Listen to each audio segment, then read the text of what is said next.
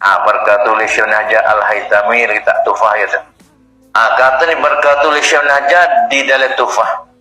Tufah ni syarah bagi kita Minhajut Talibi wa Imam Nawawi. Minhajut Talibi Imam Nawawi tu banyak orang syarah ya.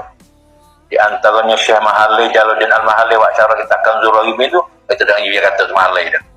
Khatib Syarbini wa syarah terhadap kita juga. Minhajut Al-Haytami kita tufah. Syekh Ramli kita nihayah ya. Bomlah air itu air sana. Air itu air yang tiada berubah. Yang jadi berubahlah ia dengan dia. Nah itu gitu pada dengan dicampur tadi. Menyucikan juga. Boleh menyuci lah, boleh menyuci. Bila campur itu jadi satu berubah tu tidak aneh lah. Baca campur. Sebab apa tegak ada air itu menyucikan juga? Kerana air yang dicampurkan akan dia katakan dia akan air tu. Kena air yang berubah dengan barang tu. Air yang dicampurkan akan dia akan air tu kena air yang berubah tu.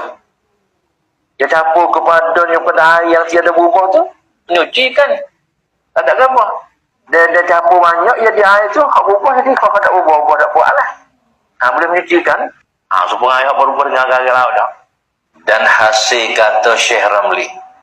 Ada ilaruan itu. Jadi Hasan itu kata Syekh Najat itu terus. Dan mulai yang hasil daripada kata Syekh Ramli dalam nihayah itu. Ada kilah ni kami kita kalau ada air ada sah dah. Mereka tak ada arwah lagi.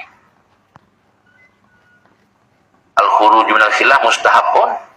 Lucu dia ada khilaf tu disunat. Dia kacau dia mari kau hodok.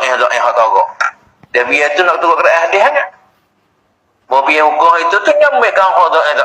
Patut ambil hak lain mari warna dia faham aja. Ngaruk sungguh. Supaya boleh beri makan lagi Rebecca kape ya. Waktu kau hodok dah. Dalam mazhab Hambali ada kata yang biar tu ada. Biar tu nak turut sangat. Dengan berat dah. Ya pun ni fanga ya. Tak serius sepuluh hari nak balas hari.